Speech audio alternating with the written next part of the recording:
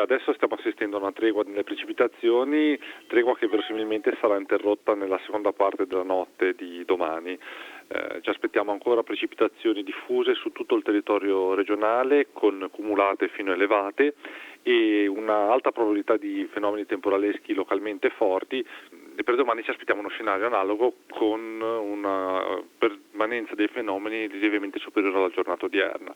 Il problema è che le piogge di oggi sono il quinto giorno consecutivo che cadono in particolare sul centro e sul levante della regione Liguria e quindi abbiamo una situazione di terreno che ormai è diventato completamente saturo. Ecco, cerchiamo di fare chiarezza sul significato di questa allerta, nel senso che è stata diramata per i bacini più grandi. Questo che cosa significa in termini pratici di protezione civile?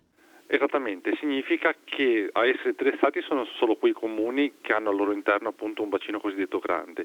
I bacini grandi sono quelli con una dimensione di chilometri quadrati superiore ai 150-200 chilometri quadrati di territorio. Queste tipologie di bacini è quella che maggiormente risente di precipitazioni non particolarmente intense, ma prolungate su diversi giorni. Questo perché il terreno non ha modo di smaltire l'acqua che si accumula e avendo una così grande estensione su cui si vanno a insistere le precipitazioni, ecco che quest'acqua convoglia tutta all'interno dei corsi d'acqua principali. Vale dunque sempre l'invito a tenersi costantemente aggiornati tramite i canali ufficiali.